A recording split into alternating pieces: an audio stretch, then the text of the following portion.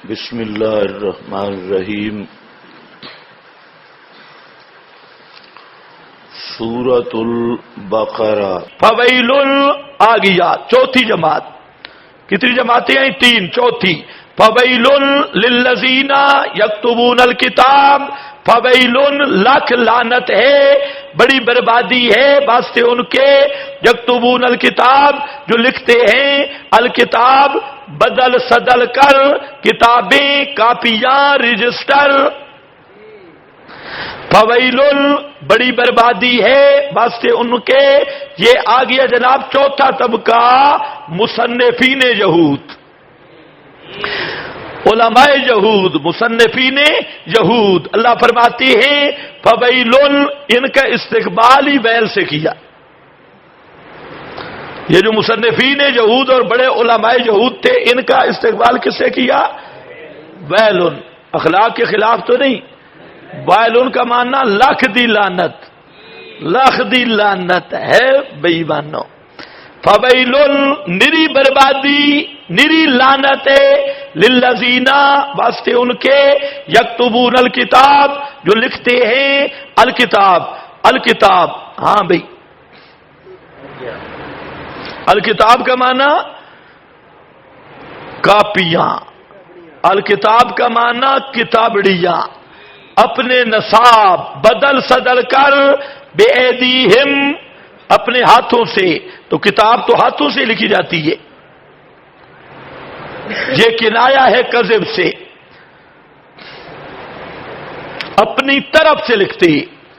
آپ لکھتا گیا اور پھر ثم یقولون، پھر کہتے ہیں ھذا من عند اللہ، یہ اللہ تعالی کی طرف سے ہے۔ لوگوں کو کہتے ہیں یہ اللہ کا حکم ہے، لکھتے خود ہیں کتابیں بدل سدل کر، تحریف کر کے، اور پھر کہتے ہیں کہ یہ اللہ تعالی کا حکم ہے۔ کیا معنی؟ انہوں نے کاپیاں بنا رکھی تھی، رجسٹر۔ تو اس وقت تو تورات اس طرح عام نہیں تھی، بعض احبار و رہبان کے پاس ہوتی تھی، عوام کے ہاتھ تو بہت کم۔ تو رجسٹر رکھے ہوئے تھے اور رجسٹروں میں مسئلہ سارا بدلا ہوا تھا۔ تو مزاج کے مطابق اگر کوئی حوالہ پوچھتا تو وہ رجسٹر دکھا دیتے، کہتے یہ ہے اللہ تعالیٰ کا، اللہ تعالیٰ کی کتاب۔ ثم یقولون ھذا من عند اللہ، نہ پوچھتا تو خیر صلاح تھی۔ لیشتروا بہ، یہ علت ہے، تاکہ خریدیں اس کے بدلے ثمنا قلیلا، مول تھوڑا۔ اس پر بات ہو گئی ہے، ثمنا قلیلا۔ فویل لہم، پھر آ گیا ویل، بہت بڑی بربادی ہے واسطے ان کے، مما کتبت ایدیہم، مما کتبت ایدیہم، بدولت اس کتابت کے جو لکھا ان کے ہاتھوں نے، وویل، اور بہت بڑی بربادی ہے واسطے ان کے، مما یکسبون، جو انہوں نے کمایا۔ کیا مانا؟ فویل لہم مما کتبت ایدیہم، اللہ فرماتے انہاں دے لکھے تے خدا دی لعنت، انہاں دے کمائے تے خدا دی لعنت۔ جو انہوں نے لکھا اس پہ بھی خدا کی لعنت، جو یہ انہوں نے کمایا، پیسہ کمایا، اس پہ بھی خدا کی لعنت۔ اللہ کی کتابوں کو بدل دیا، اپنی طرف سے مسئلے لکھے اور کہا کہ یہ اللہ کی طرف سے ہیں۔ آج اگر آپ جال حق دیکھیں، فتاوی رضویہ دیکھیں، اور اسی طرح تسکین الاذکیاء دیکھیں، حیات انبیاء کی کتابیں دیکھیں، تو آپ کو یہ آیت سمجھ آئے کہ جس طرح وہ یہودی اپنی طرف سے لکھ کے کہتے تھے ھذا من عند اللہ، یہ اللہ تعالیٰ کی طرف سے ہے، اسی طرح اس امت کے یہ یہودی اپنی طرف سے مواد لکھ کے اوپر کہتے ہیں اللہ نے فرمایا ہے، قال اللہ، بات اپنی اوپر قال اللہ، اللہ نے فرمایا۔ لاکھ لعنت ان کے لکھنے پر، لاکھ لعنت ان کی کمائی پر۔ وقالو، فریق خامس، یہ آگے جی صاحبزادگان،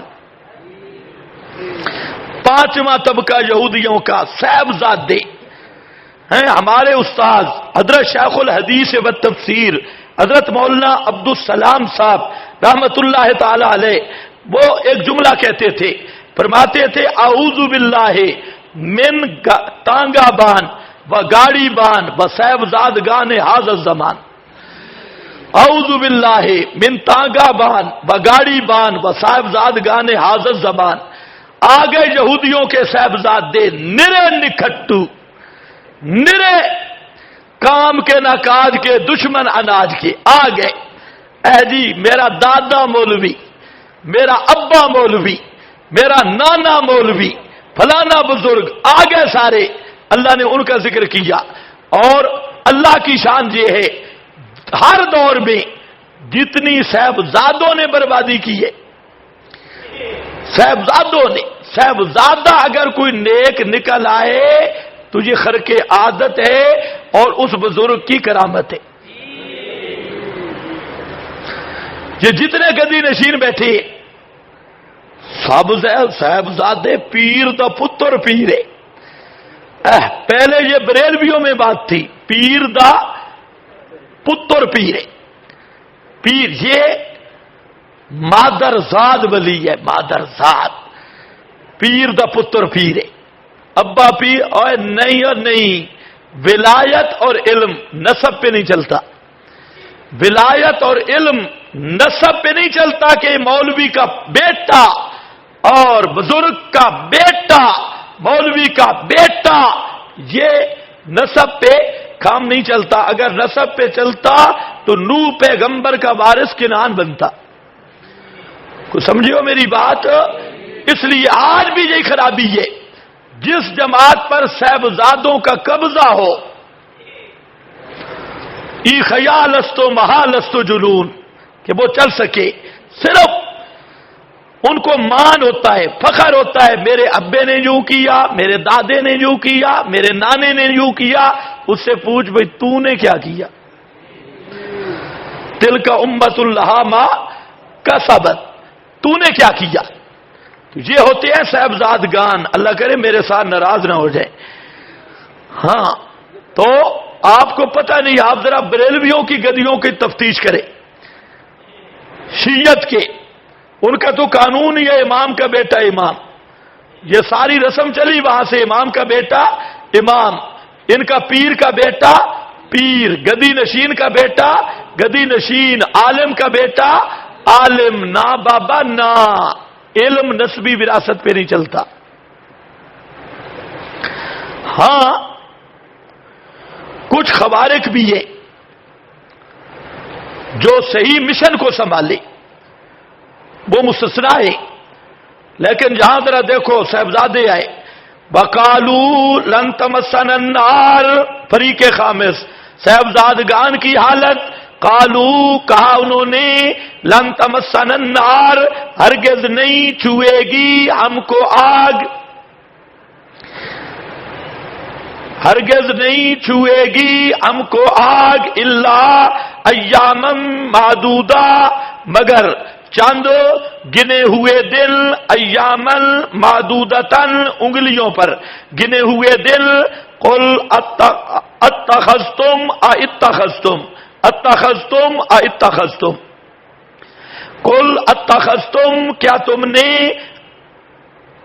توجہ ہے میری طرف، فرما دیجئے کیا تم نے بنا رکھا ہے عند اللہ، اللہ کے ہاں، عہدن، کوئی عہد.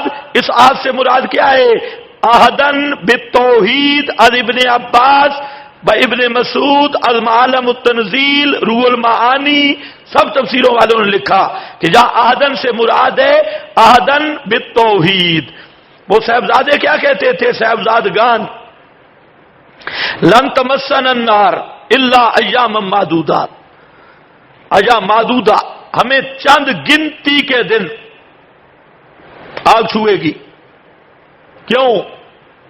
کہتے ہمیں ہمارا نسب اونچا ہے، اول تو ہم جہنم میں جائیں گے ہی نہیں، بابے بچا لیں گے، ہمارا نسبت بڑی مضبوط ہے، بچا لیں گے. اگر گئے بھی صحیح تو ہمارے آبا و اجداد نے وہ جو ہفتہ ایک بچڑے کی پوجا کی تھی، بس وہی دن چند روز جائیں گے پھر جہنم سے نکل آئیں گے. ایک اور دوسرا یہ بھی تھا کہ انہوں نے مسئلہ سنا ہوا تھا کہ جو توحید پر مر گیا اگر جہنم میں گیا عارضی طور پہ جائے گا، پھر نکلے گا.